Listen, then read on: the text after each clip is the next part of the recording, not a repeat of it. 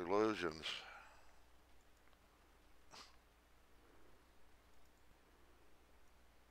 A confrontation over what to do with the president's body?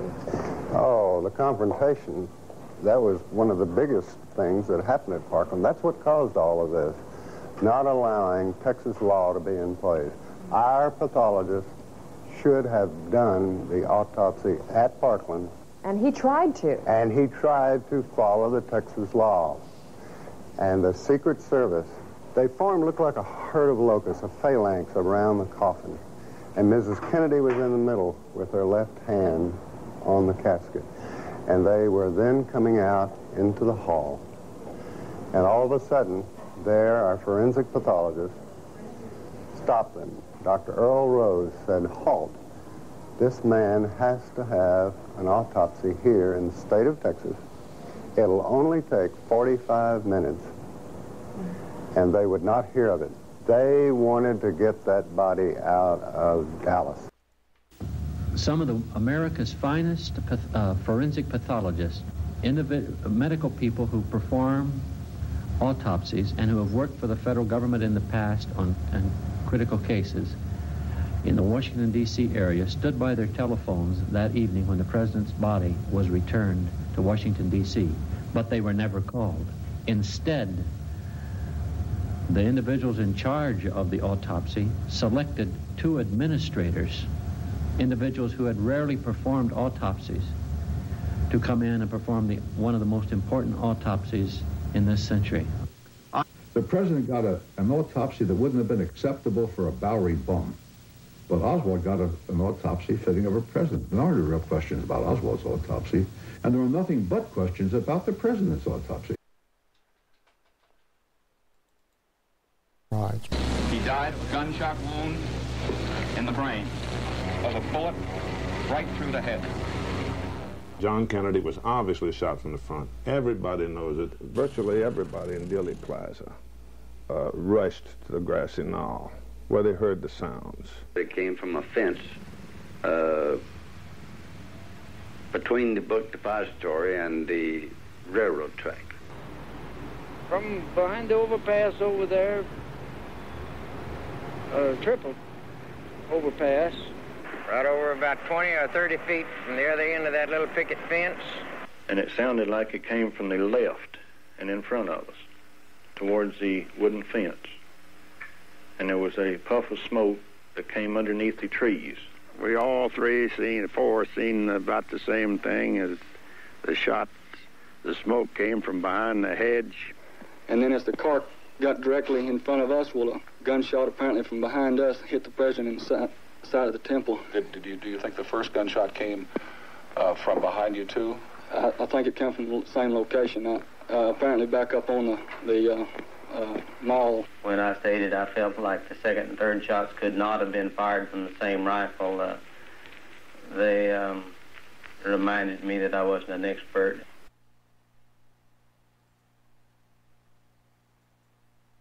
I viewed the autopsy pictures. They had the frontal part of the cerebrum here and the skull out. So when the picture was taken, you think they pulled the skin back up over this wound? That's the only thing I can postulate, because the back of his head was gone. This was a huge hole. It was on the right. It was 9 to 10 centimeters across, and you could look right into the brain. Crenshaw. Large hole is at the front of the head. See something else. This is just almost a personal question. Are you pretty comfortable today with the notion that someone was firing at President Kennedy somewhere from the front? Yes. Are you equally comfortable, or are you not comfortable with the notion that there is forgery of some sort in the official documents of this? I feel there probably is. I certainly could not be held down to saying exactly how that is, or even approximately how it is, perhaps. But I feel that there has been some kind of attempt to cover up what was going on. What the witness saw. Was there corroboration for a shot from the front? Dallas clothing manufacturer Abraham ZAPRUDER filmed the motorcade as it drove down Elm Street. It was about halfway down there, I heard a shot. And he slumped to the side like this. Then I heard another shot or two. I couldn't say what it was, one or two. And I saw his head practically open up, all blood and everything. And I kept on shooting. 2 days after the assassination, Life magazine bought the infamous ZAPRUDER film. Its moving images were not shown to the American public for 12 years. The most obvious thing you extract from the film is that the head moves backward, and that suggests a shot from the right front. It is unknown exactly what the film suggested to the members of the Warren Commission, since their report failed to even mention Kennedy's violent reaction to the headshot. That's right, folks. The Warren Commission never even mentioned the headshot. Think about that. It was the ZAPRUDER film that caused the second major investigation because of the ZAPRUDER film. Because of that headshot. And the Warren Commission never even commented on it. Just pathetic. And Abraham ZAPRUDER, that's what he told the Warren Commission. He saw the president hit on the right side of the head. He thought perhaps the shots came from behind you. Well, yes. So, that was his testimony to the Warren Commission. There was one little problem, though. He had a camera in front of his eyes. Let's continue.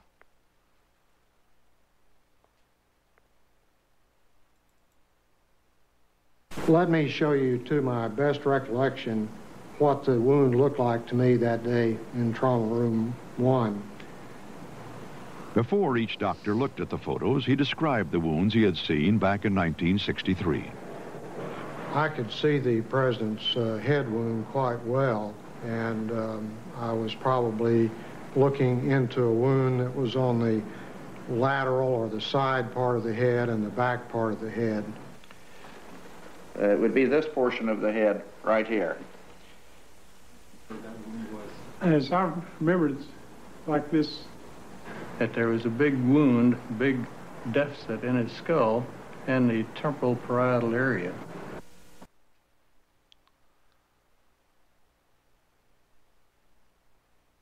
Now, here's what the Warren Commission in their autopsy, they claim the autopsy showed. A small little wound in the back of the head. Yet on the Mormon photo, as we go in, take a closer look, I did many years ago. Something very unusual you see here. Here's somebody else that has examined this.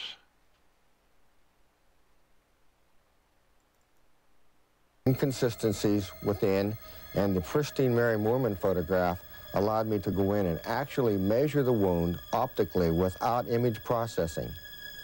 As we go into the wound and as we expand the wound and magnify it, you can see that the pixel elements, or each one of these little dots, is represented by dark squares or light squares. Now, if there were no wound in the rear of President Kennedy's head, all of the squares would be the basic reflective value or the basic shade of gray that his normal hair coloring would be on this day. Every time, in my years of experience with this, when there is a concave or convex area that is a deformation of the overall image, there is absolutely no question that the case is, as it goes darker under this situation, that this is going from an area on the top of President Kennedy's head down into an extremely deep hole, because the entrance wound that supported this exit wound was fired from the right frontal area of President Kennedy, and it exited through the rear. Instead of trying to find shooters or gunmen in the photograph. Well, I have tried to find shooters in the photographs, and I found a few other things too. Now, before these images were made, were found, the Warren Commission defenders had some little hope, some case to keep fending off reality and truth. But even with this truth before their very eyes, they're still trying to deny this fact. Now, is this the only image I've got of the back of the president's head? No. I also looked somewhere else. Thanks to Robert Grodin's enhancements of the ZAPRUDER film, they were zoomed in some. I've zoomed in either further, and this is what I see. So we have two independent photos here, the Mormon photo and the ZAPRUDER film, which both show this large wound in the back of the president's head. This is not words. This is hard evidence, hard photographic evidence of an exit wound in the back of the president's head.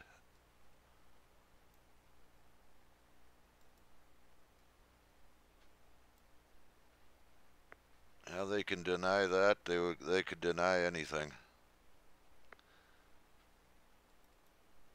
Large hole is at the front of the head. See something else. This is just almost a personal question. Are you pretty comfortable today with the notion that someone was firing at President Kennedy somewhere from the front? Yes. Are you equally comfortable, or are you not comfortable with the notion that there is forgery of some sort in the official documents of this? I feel there probably is. I certainly could not be, held down to saying exactly how that is, or even approximately how it is, perhaps. But I feel that there has been some kind of attempt to cover up what was going on. Some believe that one of these shadows may be an assassin standing behind the fence. So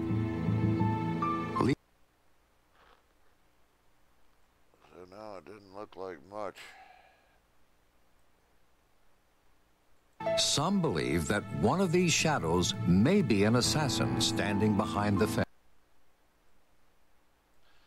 As you can see, I was taking extreme close-ups of that many years ago. One of these shadows. This blob right here, that doesn't appear to be like much. Just well, anyhow, I was taking a lot closer look here.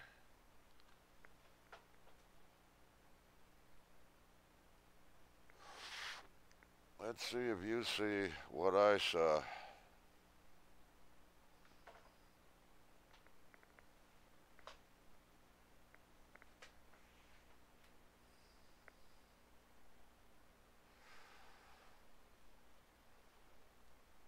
I was beginning to see a face here. What really caught my eye was this upside down stripe here. I couldn't figure out what that could have been. So I was looking a little closer. So that's a little closer up of that image right here. As you can see, this is on the this is picked up on television as they zoomed in on the Mormon photo. This was in a book, double page enlargement.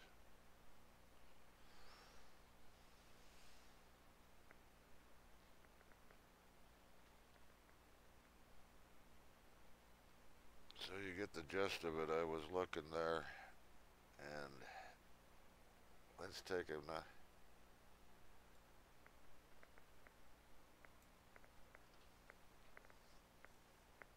Here's some of the images I've extracted from that.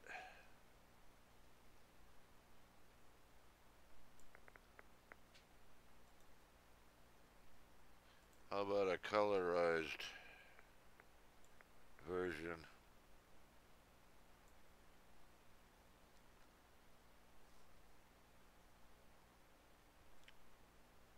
One face there, one face here.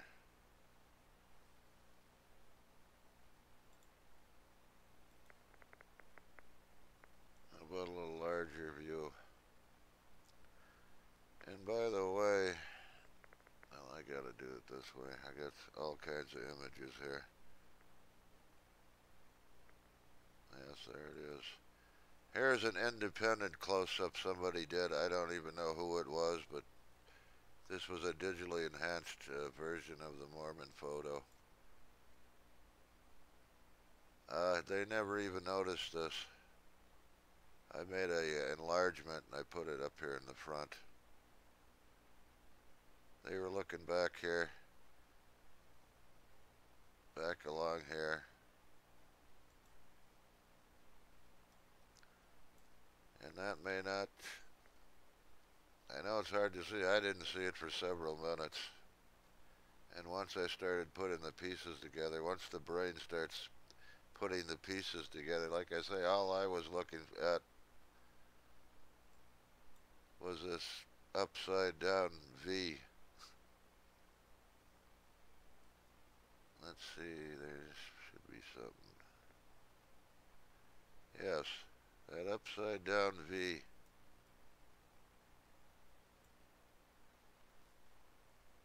And then I noticed there were a few others. There was this, what appears to be a circle here, just above that. And then I started putting the pieces together. You start seeing the faces. Once you start seeing the faces, understand this is the left arm.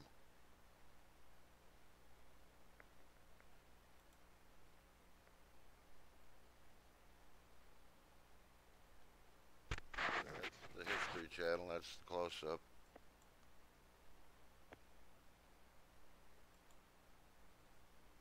Again,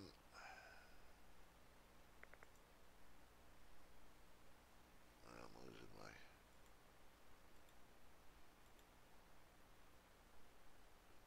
Where is the color?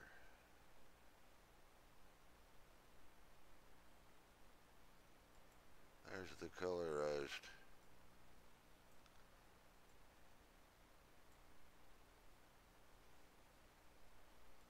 So there's definitely something very unusual there, to say the least.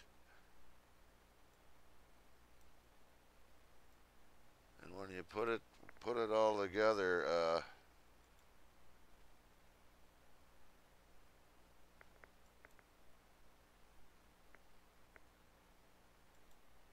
can find that one again. Well, anyways, here's an even more extreme close-up. Let me see if I move that in a little.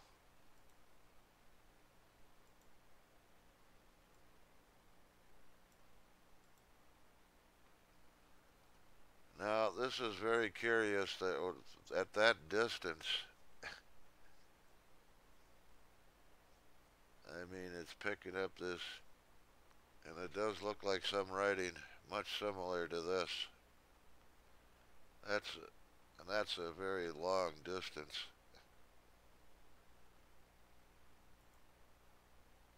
But anyways, I can't get this to work.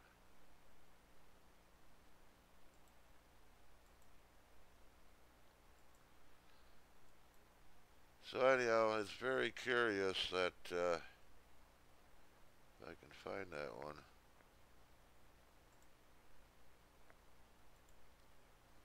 Where is it?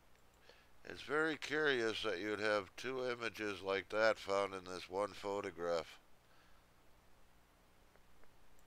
And not only that, but an image like that also. Now, anyone who thinks of the lights and shadows, there's always a possibility of lights and shadows, but those are the damnedest lights and shadows I've ever seen.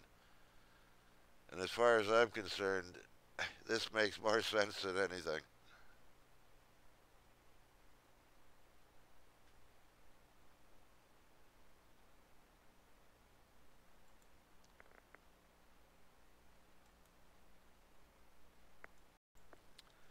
We continue now with the JFK Assassination, Part 8, and the smoking guns. Now, what the Warren Commission defenders want you to believe is that these trained professional doctors here at Dallas, who dealt with gunshot wounds almost on a daily basis, they couldn't tell the back of the president's head from the top of his head. That's what they want you to believe, folks. And you can believe them if you want to, because there's no law against it. Believe whatever fairy tales you want to believe. And perhaps this explains why the woman standing nearly right next to Mary Mormon filming the motorcade, why that film has never been seen.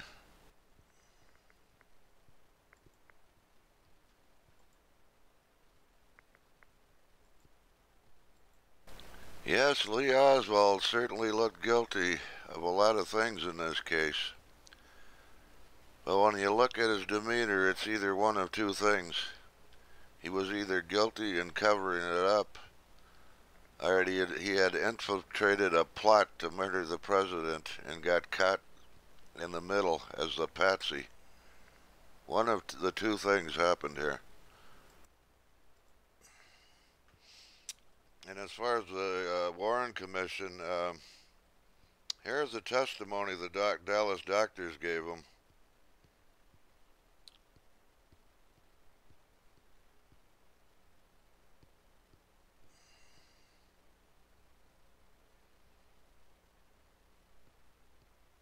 The FBI agents that were present there at the autopsy reported, as well as surgery of the head area, namely in the top of the skull.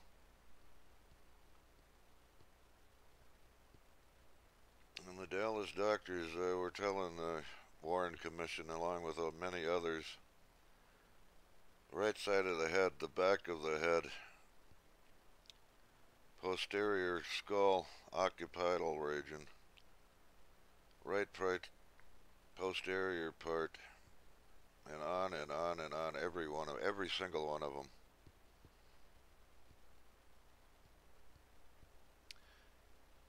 And not only them, not only ZAPRUDER and the rest, but there were many other witnesses there. The Newmans. Here's a couple more. Herschel Jacks, a Texas highway patrolman. Before the president, a body was covered. It appeared that the bullet had struck him above the right ear near the temple. Emmett Houston, who was another closest eyewitnesses, it looked like it hit him somewhere along a little bit behind the ear and a little bit above the ear. Here is Clint Hill, the Secret Service agent that went with the president to the hospital. What did he observe? The right rear portion of his head was missing. It was laying in the rear seat of the car. So now, what the Warren Commission was told all of that, they only had two choices. Explore it and find out the reasons why, or deny it and falsify their report, which they did. Right here in the Warren report, the autopsy disclosed a large head wound observed at Parkland. Pure forgery. That's a falsification. That's what they've gotten away with.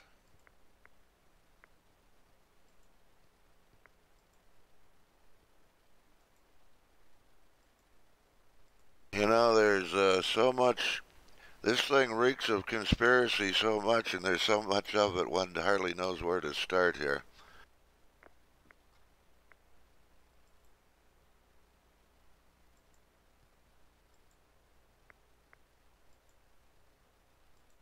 Well, let's start with the Warren Commission and their report.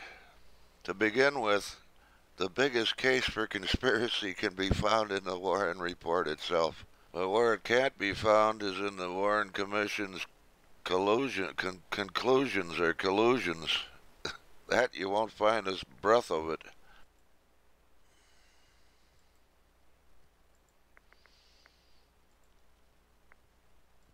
And perhaps this could explain why Lee Harvey Oswald would be assassinated in the Dallas Police Department.